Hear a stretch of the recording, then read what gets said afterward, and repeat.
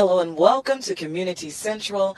And today we've got a different twist on the show. In fact, we've got a gentleman who has written a book, and we're going to talk a little bit about the book, his background, and why all this came to be. And I have with me Mr. Ray Jackson, and I must say the book is called Blood and Law. There's a little bit more that goes with that title. Tell us about it.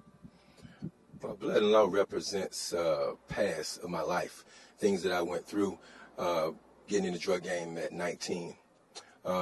Sometimes things happen and people say, why did you get into the drug game?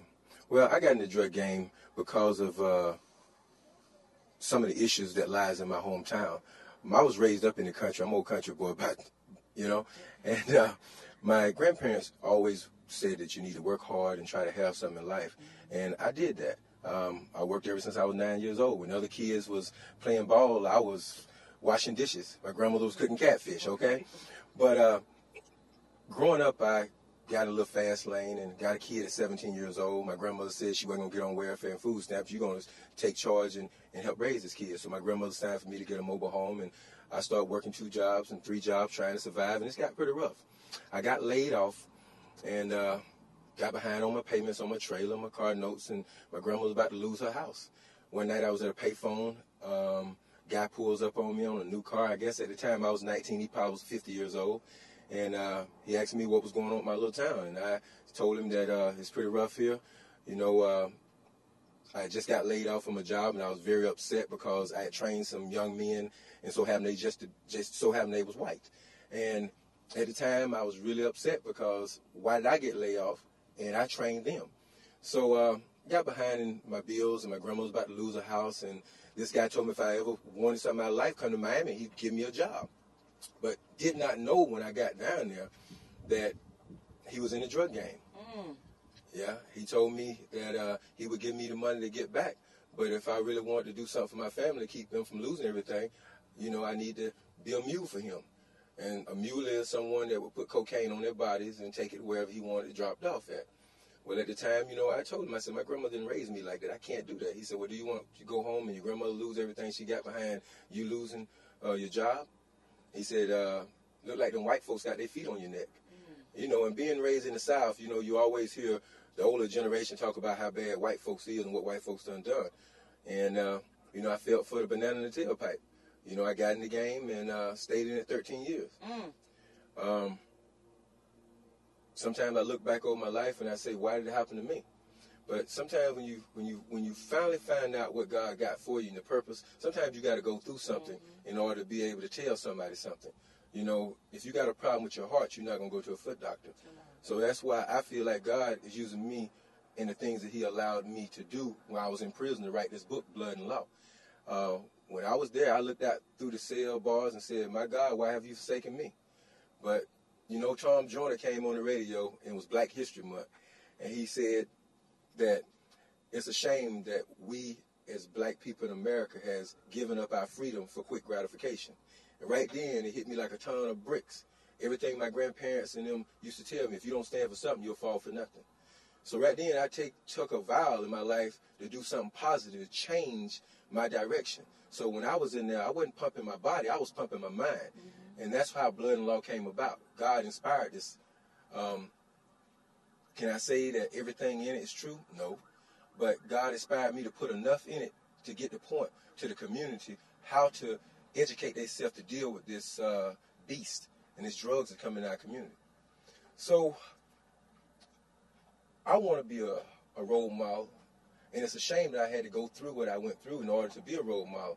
A role model is somebody in your community that's doing something to make a difference, that people can see you, touch you, smell you, know that you're real. And that's what I do. We have a foundation I started up called UKQ. And it stands for United Kings and Queens, bringing our children together and giving them a sense of direction and know which way they want to go with their life.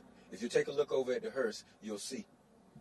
Okay, and it does have a lot on there, and it shows, I guess, that they can make the difference. Either they can ride in that hearse, or they can make a difference in their life. Now, even with this, there's something that's behind us that's related to this book that probably somebody else may not understand exactly what you're saying, but you have nooses hanging up here. What does this represent? Well, the nooses represent change. If we're going to bring change, you got to have an image, something different. And it came to me that nooses is something that has really did a lot of damage in our past with black people being hanged. And it's a shame that in America you got to do something, I guess, in left field to get attention. Mm-hmm. See, the only way to get the nooses off of our kids is you got to be educated. Mm-hmm. Reading this book and getting to familiar with what the system is like and how things work in America, it'll give you an opportunity to be able to know how to see problems in your kids before it comes, when they're not doing what they should be doing, when they're telling you that they out with their friends and they come home and they act like their eyes is hazy. You know, their words are not making sense. So what I decided to do is, if we're going to get the nooses off, then we're going to have to be educated. Now, I like the camera to turn to what we got over there. That's a casket that I made. Mm-hmm. Okay, tell us about the casket. Well, the casket represents life, not death. Who's rearing up your children mentally today? Now, I work 2 jobs. My wife works, and it takes a lot on us to come home and try to cook, wash clothes, take care of the kids, do the homework. America right now is in a bad situation. We don't have a middle class no more. You're either poor or you're rich. And the politicians get in their office. They tell us whatever we think that they want us to, that they think we want to hear. Then once they get in office, they do none of that they said they was going to do for us. And that's why I did this banister, to show that what's raising our kids now is the TV. You got hurt, kill, sex, steal. You got action videos, action games, kill or be killed. Kids sitting there all day long.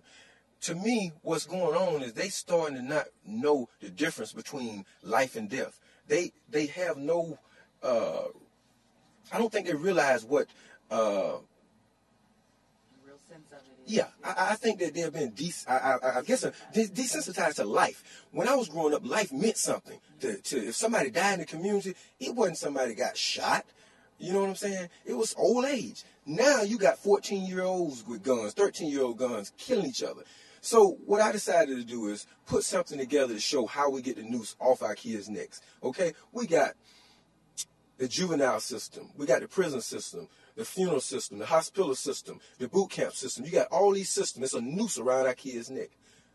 So who are we blaming? It's not the kids' fault. The stuff they're doing, they're getting it from society, because we're not there to stand in the gap to show them. We're taking all this knowledge that we have to the grave.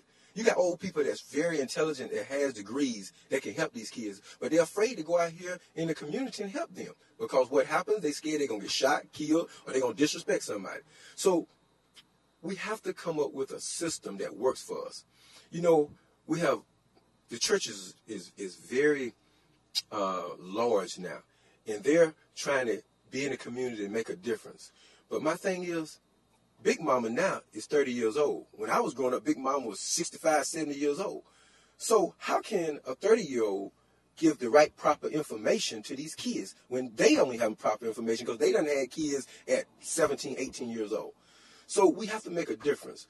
I know that change has to come, because if change don't come, we're going to go back to the cotton field. And that's why I decided to shoot this in front of this picture here. Okay. Because we're turning back the hands of time, and our kids are starting to become precious cargo for America.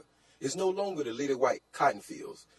We're building prisons now at a high rate. We're building more prisons now than we're building colleges. So something has to be done. It don't make sense to spend $24,000 a year to keep a kid in prison for 10 years. And when he come out, he's a worse predator than what before he went. Something has to change in America. Okay. And you, oh my God, some strong points, and you're right about that. Right now, we're going to take a quick break, though, because there's some more information that you want to share. We want them to see some of the things that we have behind a little closer up, and give them an opportunity to kind of digest some of this, and we'll be back right after this.